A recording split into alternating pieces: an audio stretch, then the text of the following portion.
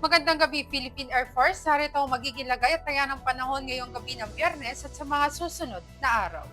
Sa kasalukuyan, naasahan natin ang patuloy na pag-iral ng southwest monsoon o hanging habagat kung saan ito particular na magdudulot ng occasional rains, particular dito sa may Zambales, Bataan, ganoon na rin sa Occidental Mindoro, maging sa Palawan at sa Negros Island. Aasahan din natin dulot ng southwest monsoon ang patuloy na maulap na kalangitan na may kalat-kalat na pagulan, pagkidlat at pagkulog, particular na yan dito sa Metro Manila, ganoon na rin sa Cavite, sa Batangas, maging sa ibang nalalabing bahagi ng Visayas at sa Mindanao.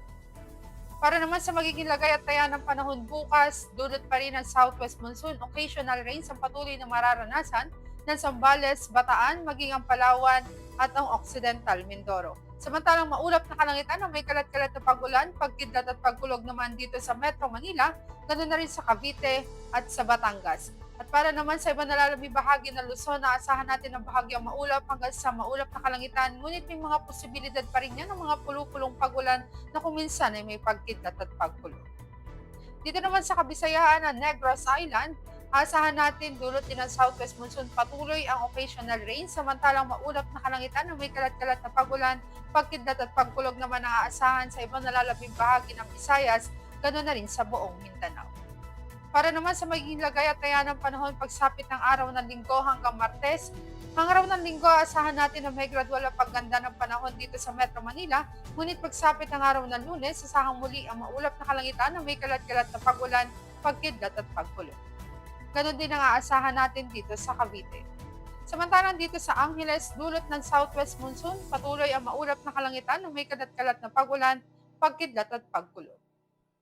Dito naman sa Lipa, araw ng Linggo, asahan din may gradual na pagganda ng panahon, ngunit pagsapit ng araw ng Lunes, asahang muli ang maulap na kalangitan na may kalat-kalat na pagulan, pagkidlat at pagkulog dulot niya ng southwest monsoon. Dito naman sa Philippine Rise, aasahan natin hanggang sa mga susunod na araw ang patuloy na bahagyang maulap hanggang sa maulap na kalangitan, ngunit di natin inaalis sa mga posibilidad ng mga pulupulong pagulan na kung minsan ay may pagkidlat at pagkulog. Dito naman sa Puerto Princesa, maging sa Kalayaan Island, aasahan natin ang patuloy na maulap na kalangitan na may kalat-kalat na pagulan, pagkidlat at pagkulog, dulot pa rin yan ng southwest monsoon. Dito naman sa Lapu-Lapu, dulot din ng southwest monsoon sa mga susunod na araw, Linggo hanggang Martes, aasahan din natin ang magiging maulap na kalangitan na may kalat-kalat na pagulan, pagkidlat at pagkulog.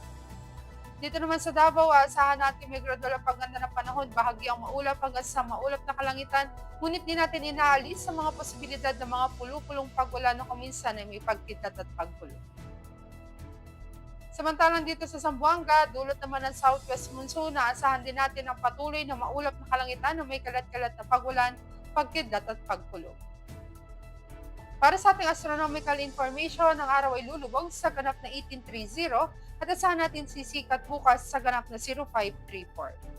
Para sa ating moon illumination, 100%. At yan ang latest update natin sa weather. Para manatiling updated sa lagay at taya ng panahon, i-follow lamang ang Air Force Weather Center sa aming mga social media accounts.